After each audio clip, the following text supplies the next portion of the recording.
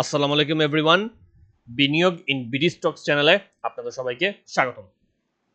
আমাদের আজকের ভিডিও আমি এটা 12 জুলাই তৈরি করছি এবং আপনারা হয়তো আজকের মধ্যে পেয়ে যাবেন। আজকে ছিল 12 জুলাই রবিবার এবং আমরা আজকের মার্কেট এবং আগামীতে কি হতে পারে তা নিয়ে আলোচনা করব। প্রথমে জানিয়ে রাখি, স্ক্রিনে আমার হোয়াটসঅ্যাপ নাম্বার দেওয়া আছে, কারণ দরকার হলে এখানে যোগাযোগ করতে পারেন। আমাদের মান্থলি স্টক সাজেশন গ্রুপ আছে, কেউ জয়েন করতে চাইলে এখানে জানাতে পারেন, হোয়াটসঅ্যাপে নোট দিলে আমি সেটা নিয়ে প্রসেস জানিয়ে দিব। তো দেরি না করে চলুন প্রথমেই আমরা ইন্ডেক্সটা একটু দেখে আসি। এইখানে যদি প্রথমেই আমরা দেখি যে আজকে ইন্ডেক্স প্রায় 45 পয়েন্ট বেড়েছে। সকালে সকালে বলতে লাস্টে একটা সময় সম্ভবত 50 পয়েন্ট প্লাস ছিল, শেষে 45 পয়েন্টে শেষ হয়েছে। এবং ভলিউম আজকে আমার দেখা মতে রিসেন্ট জমানায় মানে এই গত কয়েক মাস কি বছরের মাঝে সবচেয়ে হাইয়েস্ট ভলিউমে আছি আমরা। একটু খেয়াল করে দেখি এখানে কিন্তু ভলিউমটা আসলে যদি খেয়াল করেন তাহলে আপনারা দাঁড়ান একটা মিনিট।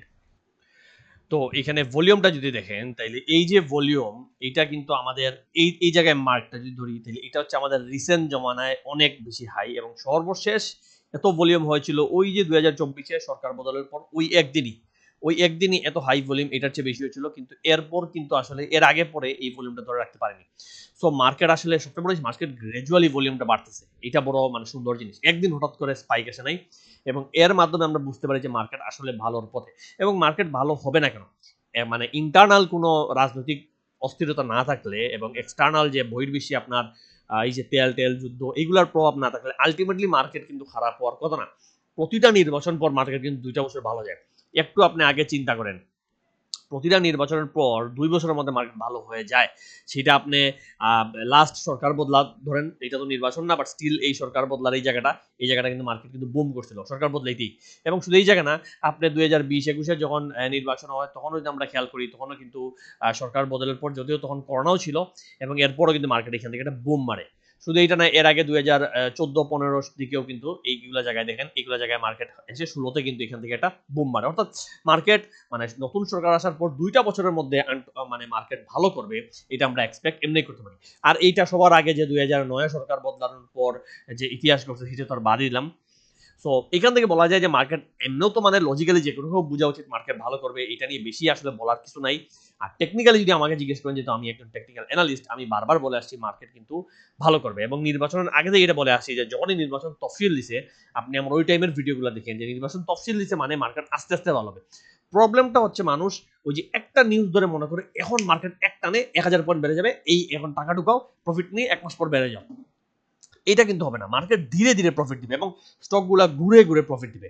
আপনি যেগুলো বেড়ে গেছে, যেগুলো অলরেডি স্মার্ট মানি এক্সিট নিচ্ছে, সেইখানে এসে যদি কিনেন তাহলে কিন্তু ধরা হওয়ার চান্স আছে। তো এই জিনিসগুলো একটু নিজ দায়িত্বে দেখবেন, খেয়াল রাখবেন, তাহলে কিন্তু মার্কেট প্রফিট দিচ্ছে। তো এখানে আমরা যেটা দেখলাম যে 1600 কোটি মানে ট্রেড ভলিউম অলরেডি আজকে, এবং এখানে 196টা কোম্পানি বাড়ছে। এখানে মার্কেট কিন্তু বাড়া কমা প্রায় কাছাকাছি, 154টাও কমছে। তো বাড়ছে কে কমছে এগুলো খেয়াল রাখতে হবে। ইন্স্যুরেন্স সেক্টর আজকে সবগুলোই বাড়ছে, মিউচুয়াল ফান্ড বাড়ছে, ইঞ্জিনিয়ারিং বাড়ছে, এবং টাকা সবচেয়ে বেশি ইন্স্যুরেন্সে ঢুকছে।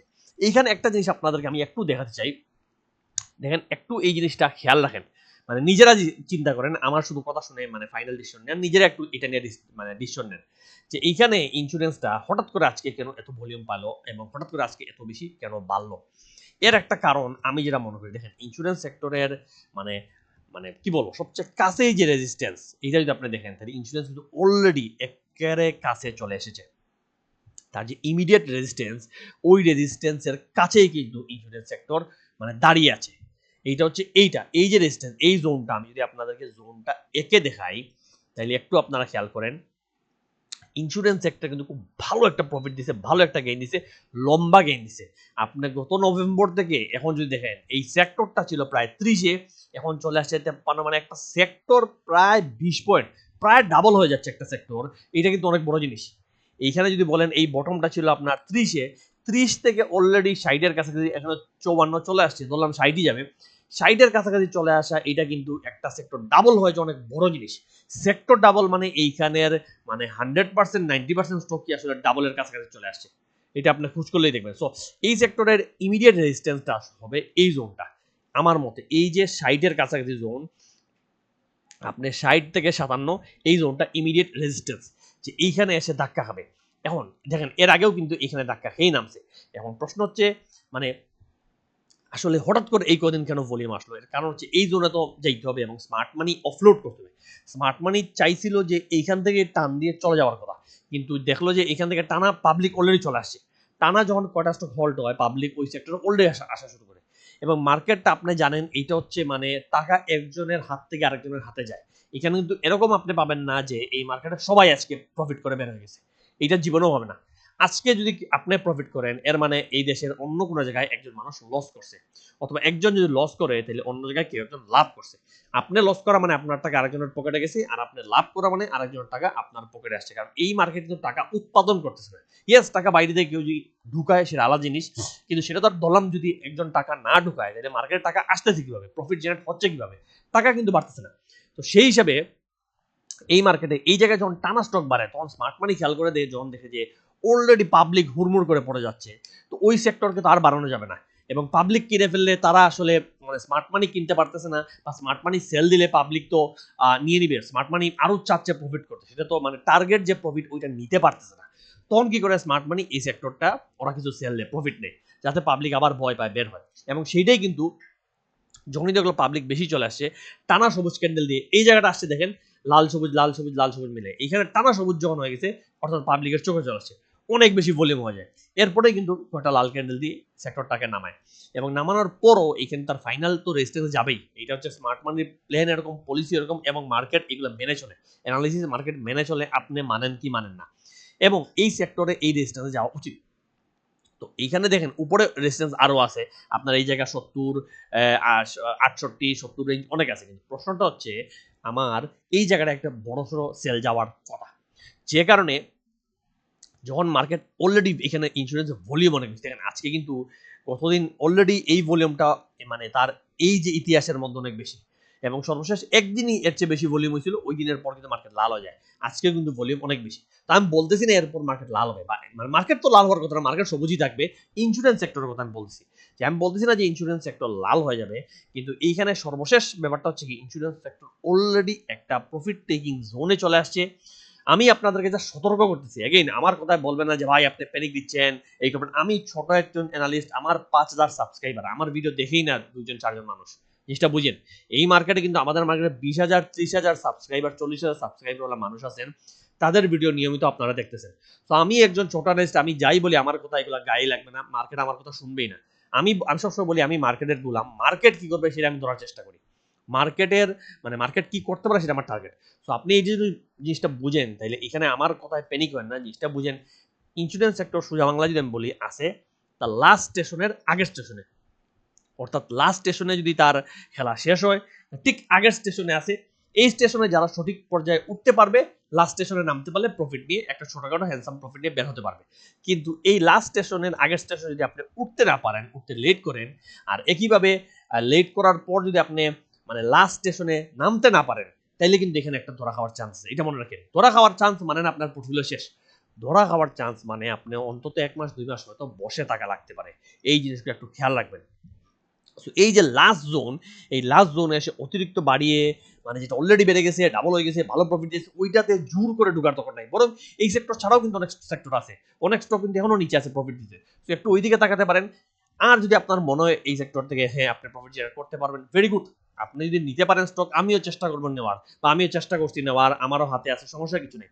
কিন্তু এই লজিকগুলো বুঝেন আপনি কোন জায়গায় আছেন।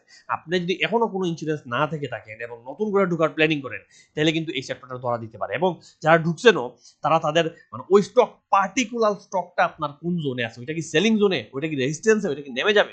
যদি ওই জিনিসটা মানে মনে হয় নেমে যাবে, তাইলে আপনার উচিত আস্তে আস্তে বের হওয়ার প্ল্যানিং করা। সো এটা একটা খেয়াল রাখবেন। আচ্ছা গেল। সো এখান থেকে আমি যেটা আপনাদের এই জিনিসটা আপনারা বুঝতে পারলেন। শুধু এখানে দেখেন মার্কেট কিন্তু স্টকের পর স্টক প্রফিট দিচ্ছে, আপনি শুধু একটু খেয়াল করতে হবে, আর কিচ্ছু না, আর কিচ্ছু লাগে না। এখানে দেখেন ফরচুন আমরা কিনছিলাম গত মাসে, ভাই দেখেন 18 জুন, 1 মাসও হয় নাই, ফরচুন জেড এর শেয়ার 16-17 বাই করতে বলা, স্টপ লস এবং target 20 plus minus exact target. এবং সবচেয়ে বড় জিনিস হচ্ছে দেখেন ফরচুন আজকে সেল যারা দিছে এক্সাক্ট 20 প্লাস মাইনাস জন্য সেল গেছে, দেখেন এইটা 20 টাকা 20 পয়সা ধরে রেখে নেমে গেছে। এই জিনিসটা সবচেয়ে মানে অবাক করা বিষয়, যে একটা স্টক 20 টাকা 20 পয়সা যে জায়গায় আমরা সেল জোন, ওই জায়গাটাই সেল যায়। এই জিনিসটা বুঝতে হবে যে সেলিং জোন কত, একটা স্টকের বাইং জোন ভাই কত, কত টাকা আমি কিনবো, আর সেলিং জোনটা কত, কত টাকা আমি সেল দিব। আবারও বলতেছি স্টকের খেলা যে শেষ এরকম আমি বলতেছি না, আমি বারবার বলি আমার স্টক আমি বারবার বাই সেল করার চেষ্টা করি। আমি একটা ফরচুন বাই মার্কেট এখন আছে আপনার 6,000-এ যাচ্ছে, মার্কেট 6,000-এ গেলে হয়তো 30 টাকা যাবে, 7,000-এ গেলে হয়তো 60 টাকা যাবে, 8,000-এ গেলে 100, 200, 500 যেতে পারে, সেটা নিয়ে সমস্যার কিছু নাই। একটা মার্কেট ভালো হলে বেশিরভাগ স্টকই বড় বড় খেলাতে হবে, কিন্তু মার্কেট 7,000-এ গেলে এই স্টক কোন জায়গায় যাবে এইটা নিয়ে আমার আলোচনা করার সময় নষ্ট করে তো লাভ নাই। আমার ইমিডিয়েট প্রফিট টেকিং জোন কোন জায়গা, সেই জায়গায় সেল দিয়ে কি আমি প্রফিট নিতে পারবো, নিয়ে কি সেটা আমি আবার কিনতে পারি, সেটা খেয়াল রাখতে হবে। তো এইখানেও দেখেন আমি গত কয়েকদিন আগে বিভিন্ন স্টক আপনাদের দেখেছি, এই ফরচুনও দেখেন এক্সাক্ট এইখান থেকে আমরা যেখানে কিনছিলাম যে 16-17, আপনি যদি 16 টাকায় কিনতে পারেন স্টকটা, তাইলে এইখানে কিন্তু আজকের ডেটে এই জায়গায় প্রফিট নিলে প্রায় 20-25% প্রফিট কিন্তু হয়ে গেছে, প্রায় 24%। এগেইন আমি যদি একটু নিচেও ধরি তাহলে 20%, আর এই জায়গায় যদি উপরে টপে সেভ করতেন, কারণ আমাদের টার্গেট কিন্তু 20, অর্থাৎ 20-এর উপরে গেলেই আপনার সেল দেওয়া উচিত। তো 20-এর উপরে আপনি কিন্তু 25% প্রফিট অলরেডি ডান। খেয়াল করেন, এখন যদি এই স্টকটা আবার একটু নেমে আসে, আবার একটু সুযোগ দেয়, এবং নেমে আসার পর দেখেন একটা হচ্ছে সেলিং জোন, আমি বুঝতেছি সেল যাবে, আমি সেল দিছি। আরেকটা হচ্ছে নেমে আসে, সেটা আবার বাড়ার ইঙ্গিত দিবে, তখন আমি কিনবো। জিনিসটা বুঝে নামছে আমি কিনে ফেলছি, ব্যাপারটা এরকম না। অলরেডি সেল যাচ্ছে, স্মার্ট মানি এখানে কিছু সেল দিবে, স্মার্ট মানি বের হবে, আবার ওঠার জন্য এটা রেডি হইতে হবে। এগেইন এই কথাটা বুঝবেন যে আবার ওঠার জন্য আমি যখন বুঝতে পারবো, তখন কিন্তু আমি স্টকে আবার এন্ট্রি নেবো। এই স্টক না, যে কোনো স্টক, আমি শুধু এইটার একটা উদাহরণ দিচ্ছি যে কোনো স্টকে আমি সেল দেওয়ার পর, কারণ মার্কেট তো আর থেমে নাই, সূচক যদি বাড়ে আপনার স্টকগুলো কিন্তু রাউন্ডে রাউন্ডে বাড়বে, কিন্তু আপনি যদি টপে সেল দেন, সেল দিতে না পারেন, আটকে যাবেন, দেখা যাবে আপনি 2 মাস বসে আছেন। তো এই স্টকটাই এখান থেকে হইতে পারে, আমি একটা কথা বলতে বলি, আমি এখানে শিওর না, হইতে পারে এখান থেকে এই যে গেছে, গিয়ে এখান থেকে একটু নিচে নেমে আসতে পারে, এরপর আবার উঠতে পারে, আবার একটু নিচে নেমে আসতে পারে, আবার উঠে উঠে নিচে, এরপর ফাইনালি উপরে উঠতে পারে। জিনিসটা বুঝছেন? এইটা কিন্তু মানে এখানে ফাইনাল যে আমি এটাই বলছি মানে এরকম হবে এরকম আমি বলতেছি না।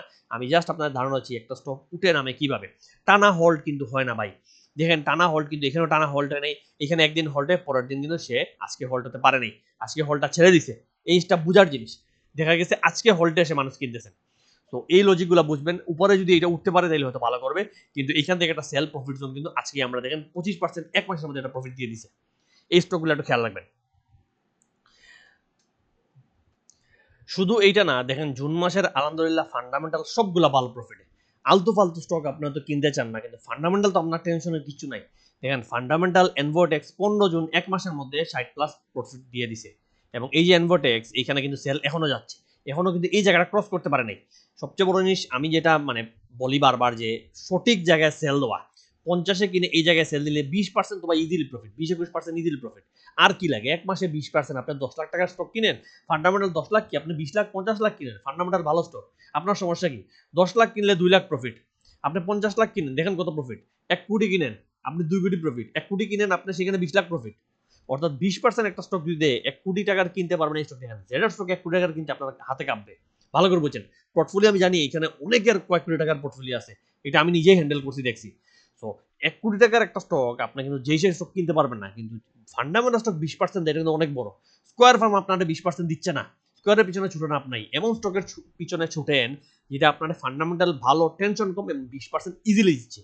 এছাড়া ফার্স্ট প্রাইম তো গেলো, ফার্স্ট প্রাইম এখানে দেখেন ফার্স্ট প্রাইমের প্রফিট দিয়ে গেলো, এটা 25% প্রফিট দিয়ে গেলো, এবং ফার্স্ট প্রাইম এখনো কিন্তু খেলতে পারে কিনা এটা নিয়ে আমরা এখনো ডিসিশন নিব। এটা গ্রুপে অলরেডি জানিয়েও দিছি আমি যে এখন কি করতে পারে, আবার কি কেনা যাবে। আমি পার্সোনালি এখন আর কেনাটা রিস্কি আমার কাছে মনে হয়। তবুও দেখেন এটাও কিন্তু 20 টাকা থেকে এখানে প্রায় 25% কিন্তু প্রফিট দিয়ে দিছে। সো এই জিনিসগুলো খেয়াল রাখবেন, স্টক কিন্তু প্রফিট দিচ্ছে, মার্কেট দিচ্ছে না এরকম না। শুধু এটা না, বিএসসি আর একটা ফান্ডামেন্টাল স্টক, এইটাও কিন্তু জুনে সাজেস্ট করা, আমি বারবার বলছি ফান্ডামেন্টাল জুনে আমি 3টা সাজেস্ট করছি, 3টা আলহামদুলিল্লাহ ভালো প্রফিট। 20টা সাজেস্ট করি না, কারণ 20টা আপনি কিনবেন না। 3টা থেকে আমাদের টার্গেট ছিল যে আপনার যেটা ভালো লাগে ওইটা কিনেন, বারবার বলছি আপনার যেটা ভালো লাগে ওইটা কিনেন। বিএসসিও দেখেন মোটামুটি টার্গেটের আশেপাশেই আছে, এখানে 130 প্লাস মানে তার প্রফিট টেকিং জোন, এখানে কিন্তু অলরেডি সে 127 টাচ করে আসছে। আমি এখন আশাবাদী 130 যাবে, এবং 130-এ গিয়ে সেটা ক্রস করবে কিনা সেটা ওই জায়গায় গিয়ে চিন্তা করবো। এখনো দেখেন সে যদি 100 আজকের ডেটে সেল দেন 18% প্রফিট, 130-এ যাইতে পারলে 20-22% প্রফিট আসবে ইনশাল্লাহ। এটা চিন্তার কিছু না, বিএসসি নিয়ে আমি টেনশন কিছু না, এবং বিএসসি 130 ক্রস করবে কিনা এটা ওই জায়গায় গেলে, ওই সময় আসলে ইনশাল্লাহ ডিসিশনটা আমরা নিব। এটা তো গেল। আচ্ছা আরেকটা স্টক দেখাই, এটা নিয়ে অনেকে আটকা, 300 400 200 100 তে আটকা, সেই স্টকটা নিয়ে আমার মনে আছে আমরা এই জায়গায় কিনে অলরেডি একটা প্রফিট করছিলাম, আবার নেমে আসছে। অনেকে বারবার সিপালে আটকা, মানুষ 1000 টাকা দিতে হাত পা কাঁপে। আমার অনেকে জিজ্ঞেস ভাই একটু কমায় দিই এই করি, বাট স্টকগুলা প্রফিট দিচ্ছে কত আপনি চিন্তা করেন। আপনি 1000 টাকা দিয়ে গ্রুপে ঢুকবেন, সেইখানে এক মাসে আপনি যদি 20% প্রফিট পান, তাহলে তো ভাই 1 লাখ ইনভেস্ট যদি আমার কথা করেন, আপনি তো 20% প্রফিট। এই সিপাল দেখেন 6 মে আমি বলছি 3480 প্লাস মাইনাস এর নিচে কিনতে পারেন, এবং টার্গেট কিন্তু আমাদের প্রথমে ছিল এইটা, ওইটা হচ্ছে মেয়ের টার্গেট, ভালো করে বুঝেন। এবং স্টকটা এমন না যে ভাই আপনি একবার বলে চলে গেছেন, এবং মেতে তো এটা উঠতে পারেনি, ভালো করে খেয়াল করেন। মেতে এইখানে এই স্টকটা এই যে হাইয়েস্ট গেছিল 3850, অর্থাৎ আমাদের 39 যে 80 39 50 এই জোনের আশেপাশে গিয়ে নেমে যায়।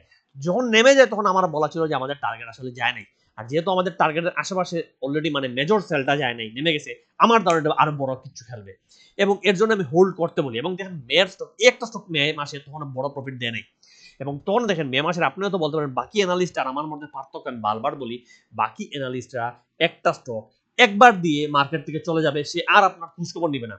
আমি আপনার দায়িত্ব নিয়ে এজ এ গার্জিয়ান, আমি আপনার বড় ভাই বলেন ছোট ভাই বলেন যাই বলেন, আমি আপনার দায়িত্ব নিয়ে আমি বারবার স্টকটা বলতে থাকবো যে ভাই এই স্টকটা ভালো, এই স্টকটা কম দামে আছে, এটা কিনেন। বাড়ার পর আমাকে কখনো বলতে দেখবেন না, বাড়ার পর এটা কিনেন হল্ট, এগুলো বাটপাড়ি আমি করবো না। কিন্তু কমার সময় যখন স্টকটা কেউ কিনতেছে না, তখন আপনার নজরে এনে আপনার আস্তে আস্তে বলবো কিনেন কিনেন কিনেন। এবং সেটা একদিন না, আমি সুন্দর করে আপনাকে সাহস দিয়ে যাই, বারবার বুঝেন। একটা স্টক দিয়ে চলে গেলে আপনি কিন্তু সাহস পাবেন না, কিন্তু আপনার জন্য আমি বারবার বলবো চিন্তার কিছু নেই ভাই। দেখেন 10 মে এটা 34-30 আছে, আজকে চাইলে আবারও এন্ট্রি নেওয়া যায়। আবার দেখেন 11 মে আজকেও 34 টাকায় দিচ্ছে, এখানে প্রতিদিন অল্প অল্প করে কালেক্ট করতে পারেন, এখনো সব ঠিক আছে। মার্কেট ঘুরলে এটাও টার্গেটে যাবে ইনশাল্লাহ। আবার 14 মে আজকে চাইলেও কিনতে পারেন গ্রুপের সিপাল 3460-এ, আর বাকি 34 ট্রাই করবেন, 34 আসতে ট্রাই করবেন, যদি আবার নেমে 34 আসা কঠিন আমার মনে হয়, 34 আর আসে নাই, এবং এরপরে উঠে যায়। শুধু এটা না, দেখেন 17 মে আবার বলছি সিপাল আজকেও কম দামে আছে, কেনা যায় এমন স্টক।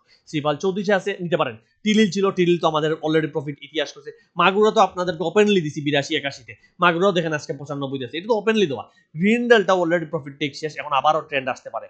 শুধু এটা না, এপেক্স ফুড ওপেনলি দিছে, এই দুটো মাগুরা আর এপেক্স ফুড নিয়ে আমি কথা বলবো না, ওপেনলি অলরেডি ভিডিও দেওয়া, অলরেডি এগুলো ভিডিও বানাইছি ওপেনলি আপনাদেরকে বলে, আপনারা জানেন ফ্রিতে স্টক দিচ্ছি যাদের প্রফিট করতেছেন। আর আমার গ্রুপে তো দেখেন আমি কিভাবে কিনাইছি, এবং দেন একটা স্টক আমি বারবার বলে গেছি, সেই স্টক যদি আপনি না কিনে থাকেন তাহলে আমি কি করতে পারি। বাকিরা একটা স্টক একবার দিয়েই চলে যাবে, এটা নিয়ে অ্যাডভার্টাইজ করবে, কিন্তু আমি ভাই দিয়েই মাসে 5টা থেকে 10টা স্টক, এবং সেই 10টা আমি হাতে ধরে ধরে আপনারা বারবার বলতে দেখি যে এই স্টকটা এই জায়গায় ভালো। এমন না যে আমি জানি, আমি গেমলার না, আমি ভিতরে কিছুই জানি না, কিন্তু আমার অ্যানালাইসিস, আমার যে জ্ঞান, ওই জ্ঞানের উপর নির্ভর করে আমি স্টকটা আপনাদের বারবার বলি। যদিও এখানে ভুলিলে আপনি আমার গালি দিবেন আমি জানি, তবু আমি এই রিস্কটা নেই, এই জন্য যে আপনি এই মার্কেটে মানুষ লস করতে নাই, মানুষ হতাশ। আমার ইচ্ছা যে মানুষগুলো একটু প্রফিট করো, আমি যেটা বুঝতেছি, আমি যেটা জানতেছি, আমি আমার জ্ঞান বুদ্ধি কাজে লেগে চেষ্টা করি। এরপর না হইলে আল্লাহর ইচ্ছা, আমার সম্ভব না, কিন্তু আমার দ্বারা যতটুকু সম্ভব, আমার তো আল্লাহ বিবেক বুদ্ধি দিছেনি, সেটা কাজে লেগে যতটুকু আমার দ্বারা সম্ভব কাজ করা। তো আমার দ্বারা যতটুকু সম্ভব আমি আমার বিবেক বুদ্ধি জ্ঞান কাজে লেগে আমি সেগুলা থেকে বারবার জানাই, বারবার প্রফিট করার জন্য বলি। এবং দেখেন এই যে 34 টাকায় বারবার কেনার জন্য দিছে, আপনি আজকের ডেটে এখনো কিন্তু 26% প্রফিটে, আর এই জায়গায় যদি আপনি সেল দিতে পারতেন 30% প্রফিট, এবং এই স্টকের খেলাটা এখনো পুরোপুরি শেষ আমার মনে হয় না, এর জন্য আমরাও সেল দিতে বলি নেই, কারণ আমার ধারণা এটা আবার খেলতে পারে। এবং ফাইনাল টার্গেট হতো এটাও আমি আমার গ্রুপে বলে রাখছি যে এই টার্গেট পর্যন্ত হোল্ড রাখার চেষ্টা করেন। সো এইগুলা নিয়ে এরকম স্টক আমি বারবার বলি, স্টক মার্কেট বাড়তেছে ভালো কথা, কিন্তু আপনিও তো বলবেন ভাই আমার স্টকও তো বাড়ছে, ভাই তো এই মার্কেটে সব স্টক বাড়তেছে, কিন্তু ভাই আসলে মার্কেটে আসলে সব স্টক বাড়তেছে? একটু খেয়াল করে দেখেন, এই মার্কেট কি সবাইকে প্রফিট দিয়ে দিচ্ছে? এখনো কিন্তু ভুল জায়গায় ভুল স্টকে এন্ট্রি নিয়ে মানুষ আটকা, এই জিনিসটা মাথায় রেখেন। আপনি যতই বলেন ভাই মার্কেটে সব স্টক বাড়তেছে, আসলে সব বাড়তেছে না, এখনো কিন্তু মানুষ আটকায়। এই যে ইনটেক মানুষে বাস দিতে, দেখেন একটা স্টক এটা 10 টাকা 12 টাকা স্টক, এটা কি আছে? সেই স্টকটা এখান থেকে বেড়ে অলরেডি ডাবল হইলো, আবার নামে আবার ডাবল হইলো। এই যে এরপর একই জোনের মধ্যে এতদিন আটকা, এখানে আসলে কি করছে? কেন একই জোনের মধ্যে আটকা? কারণ এই জোনে স্মার্ট মানি জানে পাবলিক কিনবে, সে আস্তে আস্তে সেল দিয়ে বের হয়েছে। এখন অলরেডি এখানে বড় ভলিউম করে সেল দেওয়া শেষ। এরপর পাবলিক কিছুদিন হোল্ড করছে, এরপরে দিয়েছে বাস জেডে। আপনিও তো ভাবছেন ভাই এটা জেডে চলে গেছে, আমি তো জানতাম না। স্মার্ট মানি গুলো জানে ভাই, ভিতরের নিউজ আপনি যদি মনে করেন এই নিউজগুলো ভিতরে মানে বিগার পাওয়ার বড় যারা তারা জানে না, তাহলে আপনি পুরো ভুল। তারা অলরেডি জানা শেষ। এবং সবচেয়ে বড় জিনিস দেখেন, অলরেডি জেলে যাওয়ার পরও এখানে মানুষ পাগল হয়ে কিনছে 2 দিন, এই টানা 2 দিন মানুষ কিনছে, কেনার পর অলরেডি আরো নামছে। এই জিনিসগুলো বাস খাওয়ার চান্স আছে। এটা কি এখানে নেমে কি 18 টাকায় চলে যায়, গেলে কি হবে? জিনিসগুলো বুঝেন। জেডও কেন আমার জেডের একটা স্টক যেটা বেড়ে গেছে, এটা এসে আমি আটকাবো? শুধু এইটা না, আপনি অলরেডি দেখেন বিডি দাইভর আমরা সেল দিয়ে আসি, বিডিটাই ফুড আমরা বলছি 28-এর উপরে সেল জোন, এই 28-এর উপরে যাওয়ার পর দেখেন বিডিটাই ফুডটা কিন্তু ঠিকই নামছে, স্টকটা ভালো, স্টকটা ট্রেন্ডি, ঠিক আছে, ভেরি গুড, কিন্তু কোন জায়গায় আপনারা সেল দিতে হবে, কোন জায়গা থেকে বের হয়ে যেতে এটা বুঝতে হবে। এরপরও বিডিটাই ফুড আবার ট্রেন্ডে আসবে কোনো এক সময়, আমি অস্বীকার করতেছি না, মার্কেট 6000-এ গেলে বা আরো গেলে বিডিটাই ফুড আবার ট্রেন্ড আসবে, ওইটা যদি ধরতে পারি তাইলে ধরবো, কিন্তু যে জায়গায় সেলিং জোন সেই জায়গায় আমি কেন ঢুকি এই যে আটকা পড়বো, এই যে আপনার এখানে সময় নষ্ট হবে। ধরি যদি বিডি টাইপের 1 মাস পর উঠে আপনার এই জায়গায় সময়টা নষ্ট হলে এটাকে কেউ দিতে পারবে? তো এই জিনিসগুলো দেখেন, শুধু এইটা না, এই মার্কেটে এরকম স্টকের অভাব নাই, সাপোর্ট দেখেন, সাপোর্ট নিয়ে বারবার সতর্ক করছি, বারবার না, এই জায়গাগুলো আমি বলছি আর কিনিয়েন না। এরপর যখন নেমে গেল আবার উঠলো, অনেকে আমার বললেন আপনি বললেন কিনতে, না দেখেন স্টকটা কই গেল, কিন্তু দিন শেষে দেখেন জায়গার মার জায়গায় আবার চলে আসে। এখন যদি এই যে ফল করে তাহলে কিন্তু নিচে অনেক খাত, নিচে গর্ত অনেক বেশি, ফল করলে অনেক নিচে চলে যাবেন, এই জিনিসটা বুঝেন। এই কারণেই এই জায়গাগুলো আমি স্টক কিনবো না, এই জায়গা থেকে স্টকটা ডাবল হয়ে গেলে হয়ে যাক ভাই, কিন্তু আমার অ্যানালাইসিস বলতেছে এগুলো ঢুকা ঠিক না, আমি এই জায়গায় ঢুকবো না। এই জায়গায় না ঢুকে আমি যে স্টকটা কিনলাম, ফরচুন, এনভয়টেক, BSC, Confidence Event, Apex Food, Magura, আমার তো ওইটাও প্রফিট দিচ্ছে, সিপাল, তো আমি যেটা বুঝতেছি প্রফিট দিবে সেটা কেন যেটা প্রফিট দিবে না আমি বুঝতেছি, ওই জায়গায় যাব। এই জিনিসগুলো বুঝেন, শুধু এটা না, আরো স্টক, অহরহ স্টকের মানে কি বলবো আপনার উদাহরণ দেওয়া যায়। রহিমা ফুড দেখেন, রহিমা ফুড আজ কতদিন থেকে ডাউন ট্রেন্ড, এই জায়গায় যে গেছিল, ধরেন এই জায়গায় যে কিনছে সে কি আর এই দামটা পাইছে? এইখানে গেছে, নামছে, আবার উঠছে, আবার কাছাকাছি গেছে, ধরলাম এই জায়গায় আপনি গেছেন, আপনি কি আর এই দামটা পাইছেন? এইটা গত ডিসেম্বরের দাম, এখন চলে আসছে আপনার প্রায় 7-8 মাস শেষ, জুলাইতে চলে আসে, এখনো কিন্তু আপনার দাম পান নাই। তো এই যে জায়গাগুলো এন্ট্রি নিছেন, রহিমা ফুড মানুষ অলরেডি একটা স্টক বাড়ার পর, সেটা দিয়ে মার্কেটিং শেষ হওয়ার পর, মার্কেটিং যখন চারিদিকে শুরু হয়, তখন আপনারা সেই স্টকগুলো আটকা পড়েন। এখন আমার কাছে মেসেজ, ভাই রহিমা ফুড থেকে কই বেরোতে পারে একটু বলতে পারবেন? আমি আসলে কি উদাহরণ দিব? এই বর্তমানে ট্রেন্ডি মার্কেটে এগুলো বলারও সময় নাই, দেখারও সময় নাই আসলে। মার্কেট এত ভালো। এখন টার্গেট হচ্ছে নিজে কিভাবে পোর্টফোলিও বড় করব। এখন আসলে মানুষকে সার্ভিস দেওয়ার চেয়ে বড় চিন্তা হচ্ছে নিজের পোর্টফোলিও কিভাবে বড় করা যায়। কারণ মার্কেট প্রচন্ড ভালো। এইরকম প্রচন্ড ভালো মার্কেট প্রতি ৫-৭ বছর পর পর একবার আসে এবং এসে বেশি হলে ১-২ বছর টিকে। ওই ১-২ বছরে আল্লাহর কাছে দোয়া করতে হবে মার্কেটে কোনো উল্টাপাল্টা রাজনৈতিক সমস্যা না আসুক, মার্কেটটা টিকুক, টিকলে একটা প্রফিট নিয়ে বের হই। তো এই জায়গাতে আর কিছু বলার, যে অনেকে বলেন ভাই পোর্টফোলিও ডিসকাস করেন। আগে আমি ৫,০০০-১০,০০০ নিয়ে পোর্টফোলিও ডিসকাস করছি, এখন সেটাও আমি করা বাদ দিয়ে দিছি, কারণ ওই টাকা দিয়ে ওই ৫-১০,০০০-এর জন্য আমি যে সময়টা নষ্ট করব, আমার তো মার্কেটে লাখ লাখ টাকা ইনভেস্ট, আমার ওই দিকে দেখা লাগবে, আমার মার্কেটে একদিনে ১ লাখ প্রফিট দিয়ে দিচ্ছে, তো আমি কেন অন্যদিকে এখন তাকাবো? তো এই জিনিসগুলো আপনি বুঝেন, এই জিনিসগুলো খেয়াল করেন। এই যে ট্রেন্ডি আপ ট্রেন্ড মার্কেট, এখনো মানুষ আমাকে জিজ্ঞেস, ভাই টাকা কি ঢুকাবো? অলরেডি ঢুকিয়ে ফেলার কথা উচিত ছিল ভাই, মার্কেটটা কত ধীর থেকে ভালো, কত সুন্দর প্রফিট দিচ্ছে।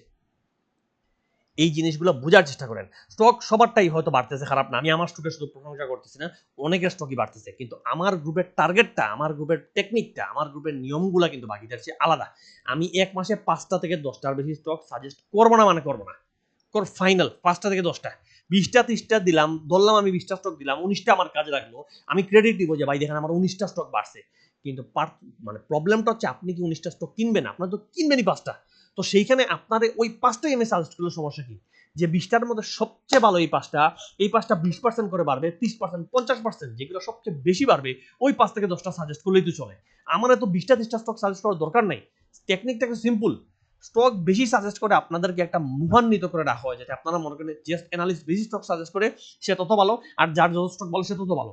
কিন্তু হ্যাঁ, অফকোর্স ভালো হইতে পারে, আমি কাউরে খারাপ বলি না ভাই, সবাই আমার চেয়ে ভালো, সমস্যা নেই, কিন্তু আপনার দরকার হচ্ছে আপনি তার গ্রুপে থেকে কি প্রফিট করতে পারতেছেন, আপনি কি সঠিক গাইডেন্স পাচ্ছেন কোনটা কিনবেন কোনটা কিনবেন না। তো আমার গ্রুপে 5 থেকে 10টা দিব, সঠিক বাই, সঠিক সেল, স্টপ লস ডাইরেক্টলি বলে দিব, এবং বাই করার জন্য আমি বারবার বলবো যদি ভালো অবস্থাটা থাকে এটা কিনেন, সেল করার জন্য আমি এসে বলবো ভাই আজকে সেল জোন, সেল দেন, অথবা বলবো আজকে সেল দিয়েন না, এখনো ভালো অবস্থায় আছে, এটা বাড়বে।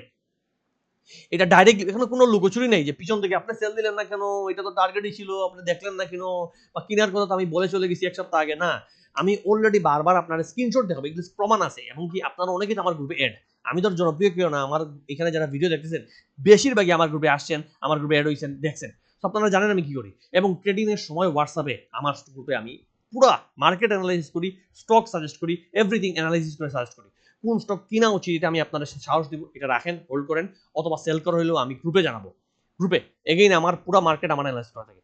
তো এই জিনিসগুলো যদি কারো ভালো লাগে, কারো মনে করেন, দেখেন আমার হচ্ছে দিন শেষে পরামর্শ, আপনি পরামর্শ নিতে আসবেন, আর কিচ্ছু না, এখানে আপনি আসলে কোটি ধনী হয়ে যাবেন, কিচ্ছু না, আপনার যদি মনে 1,000 টাকা মাত্র, এটা কিচ্ছুই না, আপনি দুজন মিলে বাইরে একটা ভালো রেস্টুরেন্টে খাইলে 1,000 শেষ একদিন, তো এখানে পুরো মাস আপনি সাজেশন পাবেন, আপনার লাখ লাখ কোটি টাকা বিনিয়োগ, আপনি সেখান থেকে যদি চান যে ভাই একটু সাজেশন একটু দেখি, একটা পরামর্শ রাখি, দেখি কি হয়, এই ফায়দা যদি চান তাহলে একটা মাস অ্যাড হয়ে দেখেন, সমস্যা কি? এইখানে কিন্তু আমি চিনি এরকম মানুষ 5,000 6,000 করে রাখতে, 10,000 করে রাখতেছে, এরকম আছে মানুষের প্রিমিয়াম গ্রুপ 5,000 10,000 করে মানুষ অ্যাড হয়, সেখানে 1,000 টাকা কিচ্ছুই না। তো এই জায়গায় আসলে কথা না বাড়ি একটু দেখেন, ভালো লাগলে আসেন, আর মানে নিজের লাভ দেখেন। এগেইন মার্কেট কিন্তু ভালো বারবার থাকবে না, মার্কেট খারাপ হয়ে যাবে যে কোনো সময়। অফকোর্স আগামী কয়েক মাস তো ভালো থাকবে ইনশাল্লাহ আশা করি, কিন্তু যখন মার্কেট ডাউন ট্রেন্ডে আসবে, যখন মার্কেটে মানুষ ধরা খায় যায়, তখন মানুষ আসে সাহায্য নিতে, ভাই আমি তো বিটিআই 30 টাকা কিনে আটকাইছি, এখন কি করবো? কিন্তু ভাই আটকানোর আগে আপনার আসা উচিত ছিল, কই আটকাবেন না এটা খেয়াল করবেন। অলরেডি অসুস্থ হয়ে মরে যাচ্ছেন, ক্যান্সার স্টেজ লেভেল 4, এখন আপনারে বাঁচাবে কে? এই জিনিসটা বোঝার চেষ্টা করেন। এখনো মার্কেট ভালো, এখনো এই জমানায় কিন্তু অনেক মানুষ স্টকে আটকাবে। এটা কিন্তু এর আগেও বারবার, প্রতিবার মার্কেট উঠলে যখন নামে, হাজার হাজার মানুষ স্টকে আটকে বসে থাকে বছরের পর বছর। এই ভুলগুলো এখন করিয়েন না, ভালো স্টকে ঢুকেন, প্রফিট করেন, সঠিক জোনে বের হয়ে যান। তো আজকে যতটুকুই, ভালো থাকবেন, সালাম আলাইকুম।